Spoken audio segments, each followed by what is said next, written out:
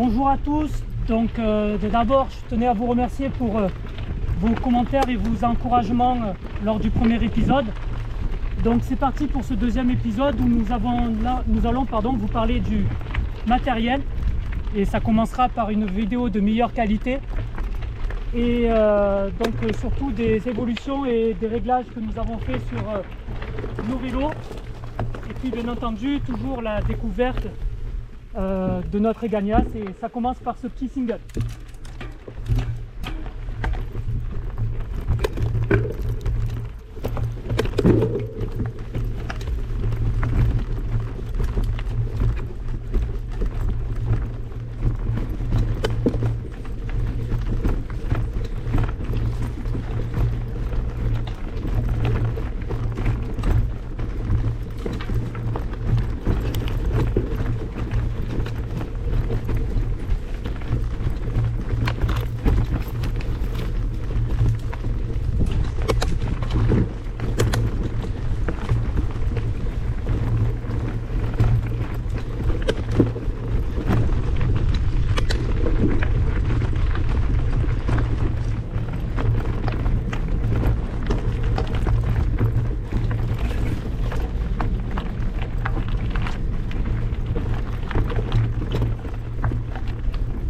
Là on était dans le single mount et on va dans 50 mètres à gauche reprendre la même sorte de chemin mais en descente.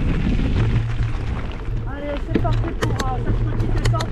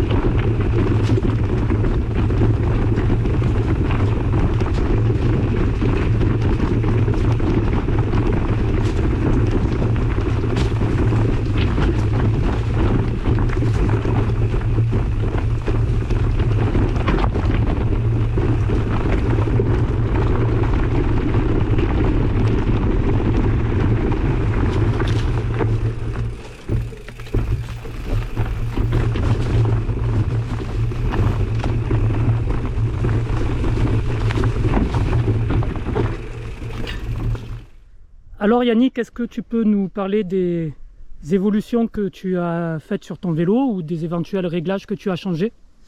Ouais, premièrement j'ai passé les roues, les pneus en tubeless. Pourquoi ce choix du tubeless? Parce que justement j'avais tendance à crever énormément sur mon ancien vélo qui était monté en chambre à air. C'était quoi comme crevaison? Des épines? Souvent ouais, un petit peu des épines et surtout des pincements de pneus.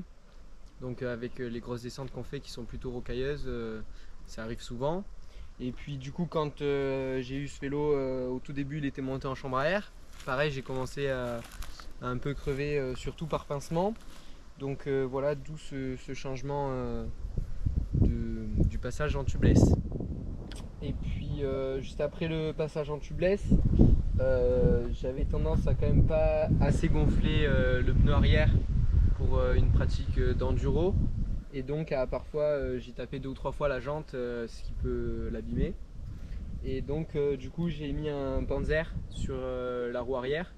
Donc c'est une mousse qui permet en fait dans le pneu de ne pas abîmer lors de choc sur des cailloux. Alors tu as déjà dû changer une jante ou pas?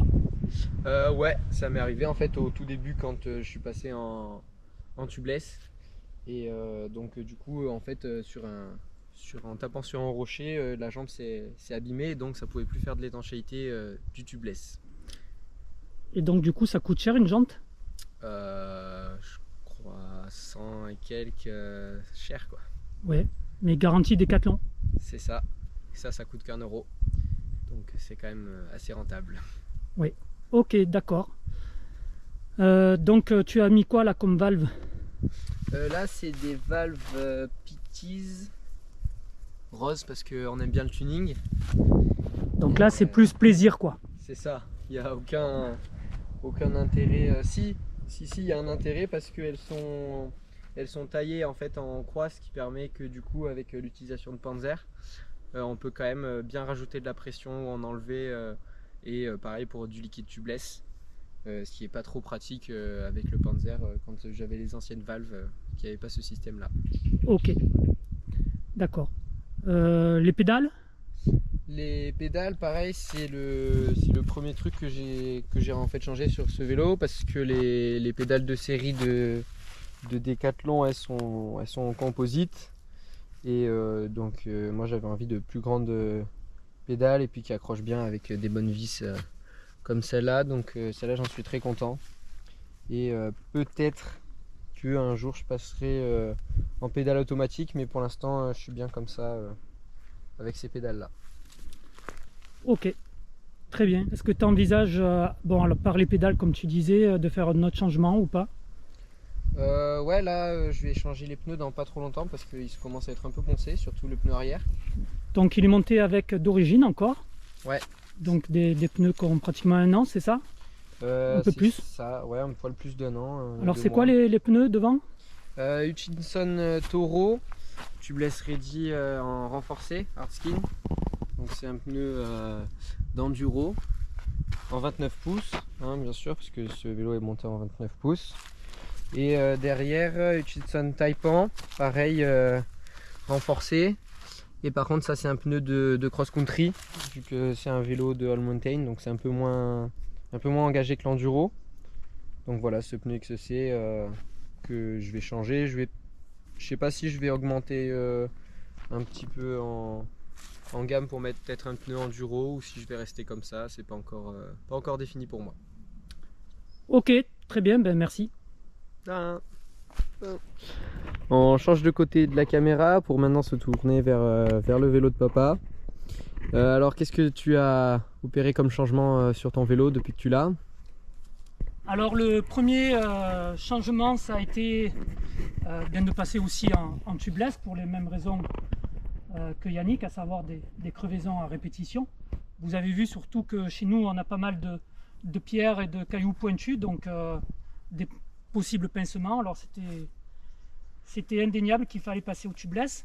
Donc devant moi j'ai un Toro hardskin mais XC, c'est-à-dire que il est beaucoup moins gros que celui sur le AM100 de Yannick. Et pareil à l'arrière, c'est un Hutchinson aussi Taipan, mais plus petit aussi en termes de dimension, donc plus adapté à la pratique du XC, tout en gardant une bonne accroche pour le taureau à l'avant et renforcé pour éviter aussi les entailles sur le côté.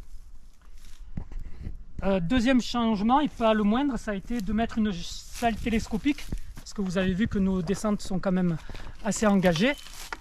Et donc d'origine sur le XC, il n'y a pas de selle télescopique. Donc là j'ai monté une selle télescopique, c'est la selle premier prix de chez NIT. Merci Enduro Bike qui avait fait un test de cette selle et puis qui donnait un bon rapport qualité-prix. Vous voyez très peu de jeux alors que ça fait moi aussi pratiquement 1 an qu'elle est montée dessus.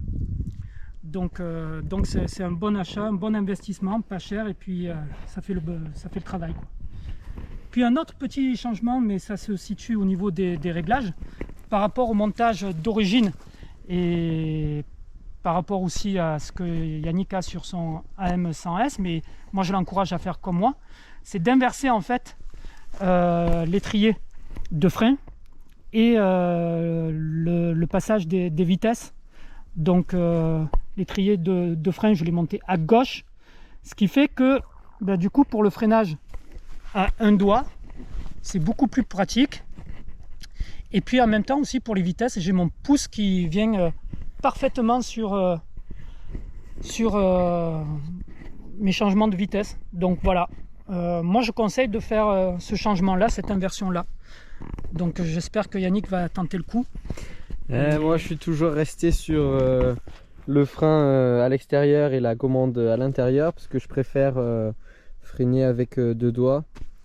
Donc pour l'instant je suis toujours sur ça, mais j'en ressens pas la gêne, donc je sais pas si je vais changer. Voilà, pour les pédales, un changement moi aussi, parce que mes pédales en composite, je les ai cassées au bout de 3 sorties en bloquant à un moment donné sur une pierre. Donc c'est pareil, je suis passé sur du Decathlon, c'est du Between pédale plate, ça va aussi, mais pareil, je compte passer aux pédales automatiques, mais je ne sais pas trop quoi prendre encore, donc si vous avez conseils à me donner, je prends.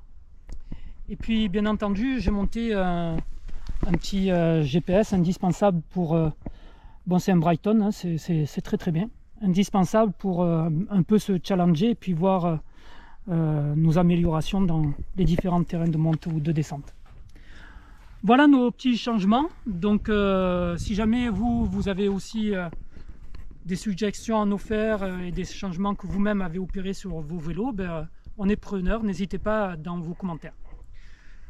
Bon allez, c'est pas tout, assez parlé, et là maintenant on se dirige vers Star Wars, où Yannick va vous faire encore profiter d'une belle descente. Yes, c'est parti. A plus tard. Et c'est parti pour Star Wars.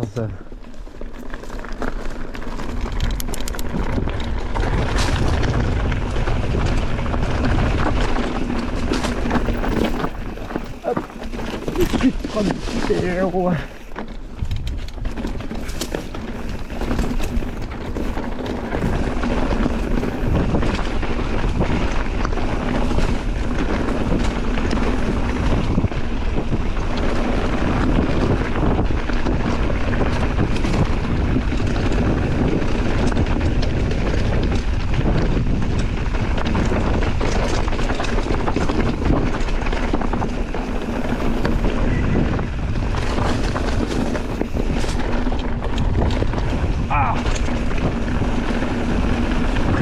cailloux, pas du bien.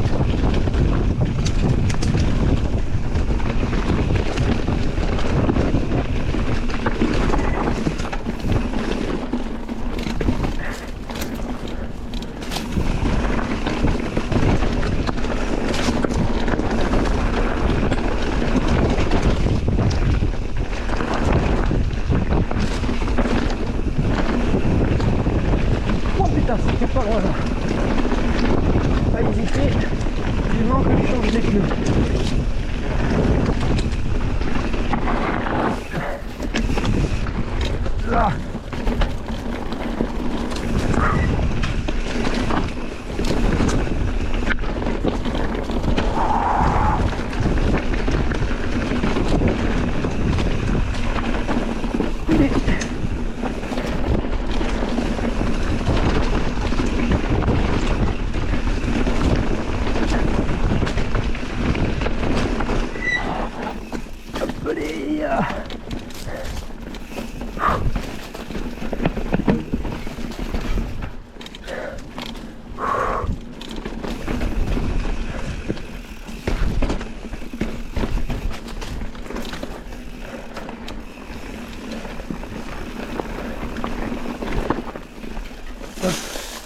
Je vais m'arrêter là parce que je sais plus où c'est après. Ouh. Bon, c'est assez cool. Je suis pas mort donc c'est bien. Même si à un moment, je me suis fait 2-3 frayeurs. Bon, allez, c'est reparti pour le petit tour.